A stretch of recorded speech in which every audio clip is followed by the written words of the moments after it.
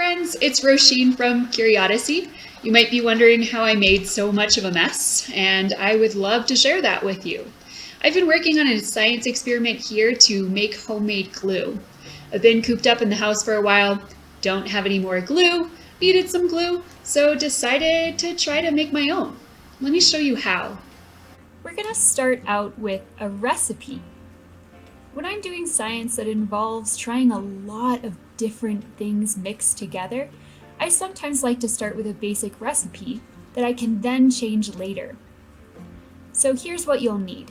Our basic recipe only has 3 ingredients: flour, water, and salt.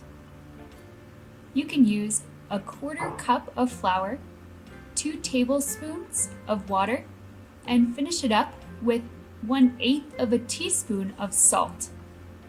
Okay, now that we've got the recipe, let's do it. Oh, there goes the flour. Here's the salt. And we'll finish it off with the water. Then, of course, we have to mix it. Keep mixing until it's pretty well blended together.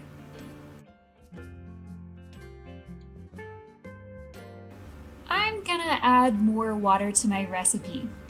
You don't have to do this, I just noticed that my glue came out really thick, and I think that for what I want to try, which is spreading it on some paper, thinner glue will be easier to work with. So I'm gonna try adding a little more water. Oh, bloop, bloop. Still seems kind of thick. I think I'll do a little more water. And then some more mixing.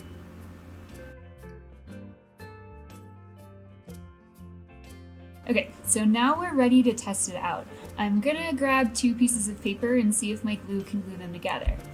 I think I'm gonna make another version later, so I'm gonna label this one Test 1. And I can spread my glue on there, stick them together, kind of push down to make sure they're stuck. If you want to, if you're curious, you can sort of peel it apart and see how your glue's working so far. But I'm gonna let it dry for a while, so I'm gonna push it back down, set it aside, and let it dry. Alright, so I went hunting in my kitchen cabinets to see what I could find that might make this glue a little more interesting. So I found some vinegar. We'll just drop some of that in. And I also found this cornstarch, so we'll just put a little bit of that in too. About another 1/8 of a teaspoon. Then we mix again. Check it out. Does not smell great.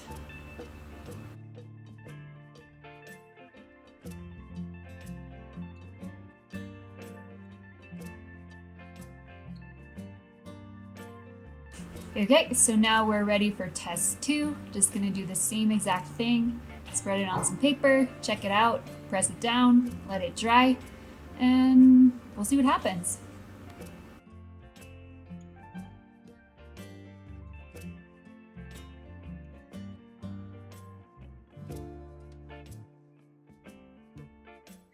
Here's a pro tip. Make sure that you store your glue in the fridge. There was one time I was making glue with my homeschool students, and we left it on the counter for a week, and let me tell you, it got really moldy. So just go ahead and put it in a sealed container, seal that up, and we'll put it in the fridge. So we'll just open up the fridge, put it right there. Alright, so tight. Oh, I forgot, of course. Gotta write a label on it so that people in my house don't think it's food and try to eat it. So there we go. Alright, glue, not food. Alright, that's all set, so we'll just tuck it right back into the fridge. See you in a little bit, glue. Alright, so it's been about an hour and a half, maybe 2 hours. I'm going to check on my glue. Here's test 1. It was the flour, salt, and water. The paper is definitely stuck together, but I can peel it apart too. I wonder if I'm checking it too early, but here's test 2. This is the one where we added some vinegar and some cornstarch to our glue. It feels like it might be a little bit stronger than the other one, but still definitely pretty easy to pull apart.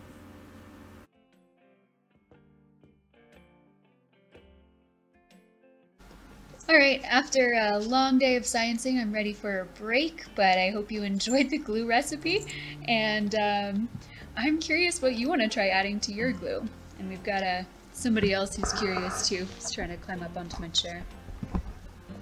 So now that we've done that, what should we do with our homemade glue?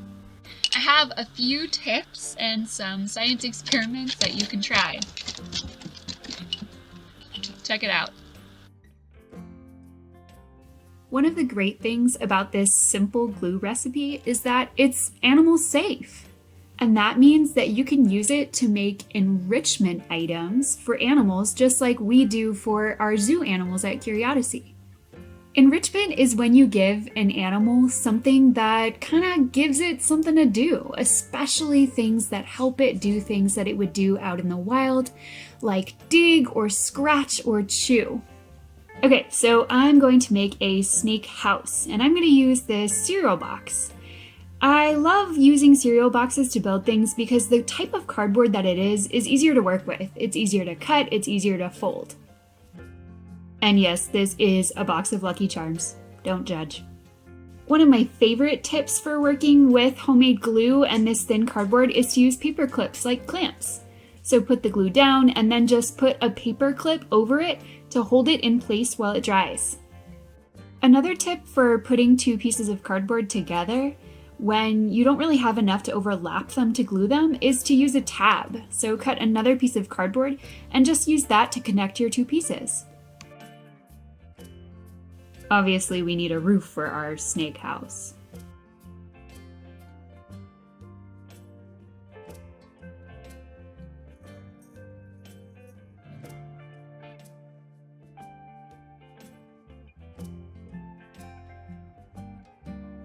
You may or may not have noticed that there is a friend on screen. I found this little insect here. I'm going to use iNaturalist to see if we can find out what it is.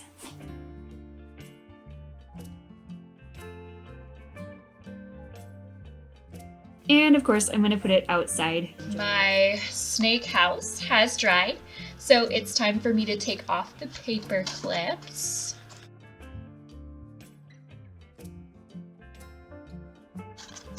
Ta-da! Now we are paper clip free, so this should be a safe thing for my snake to use with some supervision just in case. As usual, Linguini is nowhere to be found. He does like to burrow. That's okay. We'll just go into his tank and we can find him. Snakes often enjoy exploring new textures, new things that they can feel. That's something that they would be doing out in nature. They would be exploring and experiencing different feels, different textures.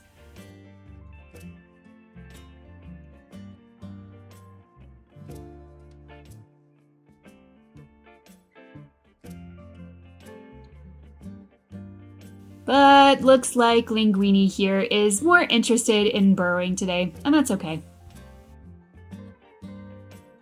All right, that's enough of that, you cute snake.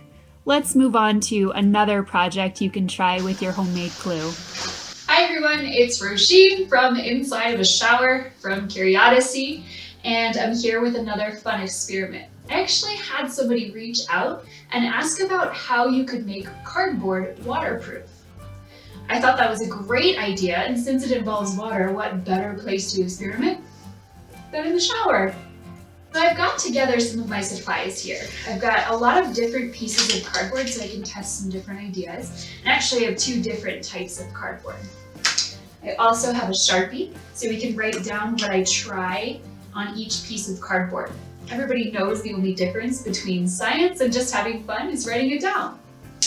And then I've got all the supplies that I need to test out two ideas that I came up with. I would love to hear your ideas too. You can try this experiment. Try lots of different ideas and let me know how it goes.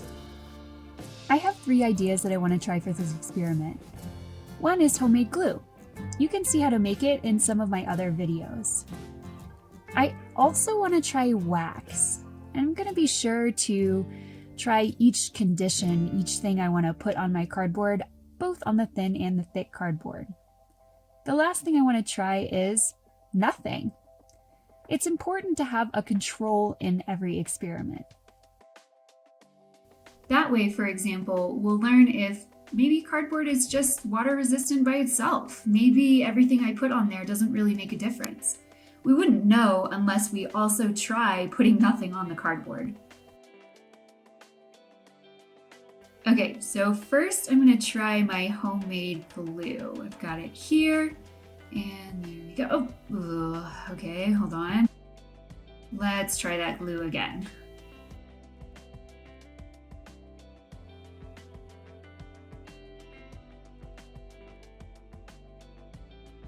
Next, I want to try wax. I found this weird candle in my junk drawer, but it seems to be working. It seems to let me drip wax, so we'll keep going with that for now.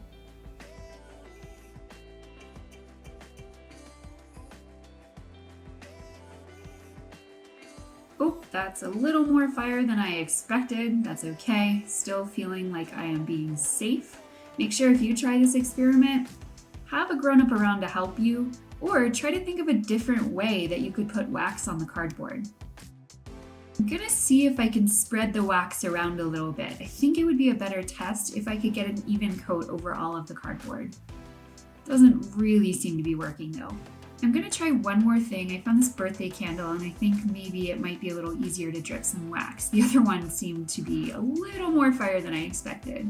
Oops, I made quite the mess in the shower. I'm gonna have to come back to clean that later. Make sure you always help with cleanup. I'm ready to start testing. What do you think is gonna happen? I'm gonna start by using this eyedropper, and I'll start with the cardboard that has homemade glue on it. I gave it some time to dry. What do you notice? I'm seeing that the drops are spreading out as I'm putting them on the cardboard. Let's try the wax. Well, yeah, those drops do look different than the one on the homemade glue. I'm wondering how our regular cardboard is going to work. This is why it's so important to have a control, where you don't really change anything. I really want to know if cardboard is naturally waterproof. And it does look like those drips are staying pretty together, not really spreading out like they did on the homemade glue. Let's take a closer look. What do you see? And what do you think will happen if we leave it for a while?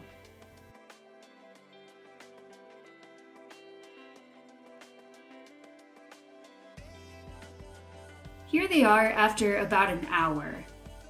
I'm thinking we need to up our game here. And since we were doing this experiment in the shower, I think we better try spraying this cardboard with water from the shower. Shh. Just kidding, that's of course me. It was really hard to get a video in the shower, so you'll just have to use your imagination. Okay, I pulled them out and here's what they look like now. Honestly, they all look pretty wet, but let's investigate a little further. Yeah, they're all looking pretty soggy. I noticed that the edges are wrinkled, which is something I've seen cardboard do before when it gets soggy, like if a package arrives and it's been out in the rain. Let's take a closer look at the wax though. I noticed that there are still some droplets that have kind of held together. It reminds me of my raincoat, about how drops of water run off of it. Yeah, the homemade glue still looks pretty soggy. I'm thinking I want to push this even a little further. How about completely submerging them, dunking them in some water? So I'll go ahead and I'll just pop them all in this water and we can check on them in a little while.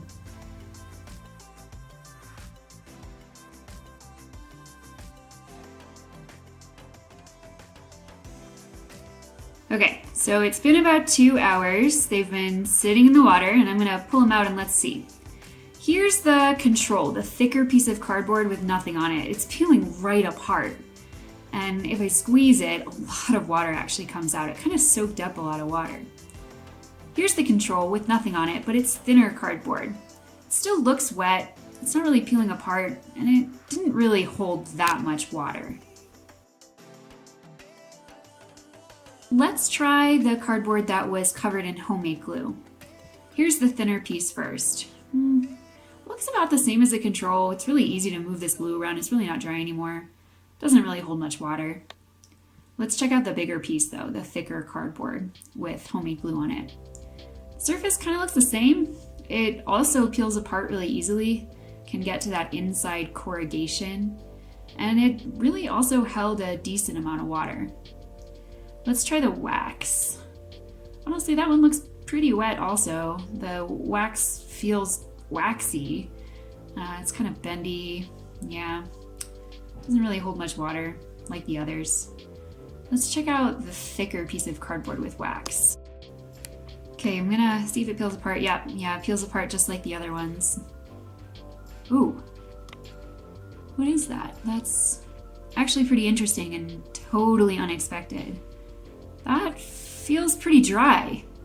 I want to compare it to the other ones and see if maybe I missed something on the inside. Okay, here's the control with nothing on it. Here's the back side. No, it actually looks pretty wet. It looks pretty different than the one with wax. It doesn't really have that dry patch like the waxy one does. Here's the homemade glue. No, that one actually looks pretty wet too. Wow. What do you make of this?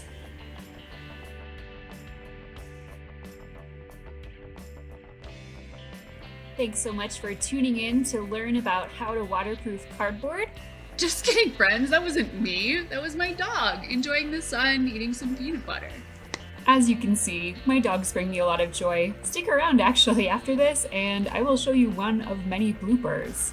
I had a lot of fun doing that experiment because I feel like it went just like a lot of science experiments do. My ideas didn't really work that great. It led to a lot of new questions, like how else could I get wax onto a cardboard and apply it more evenly? You know, I ended up experimenting at first with just drops of water, and then I got curious about what would happen if I really soaked the cardboard in water. There are so many ways to explore this topic, and I hope that you do keep exploring this topic. What did you do with your homemade glue? We'd love to hear about it. In the meantime, thanks for tuning in to do some science with us here at Curiodyssey, and we hope to see you again soon. Here is a blooper as promised, and probably some of you are wondering what my dog Cinnamon is wearing on his head. That's his personal protective equipment. It's great for science. Just kidding. He has a cut on his face. This is his last day in the cone, and we just wanted to make sure that he didn't scratch at it.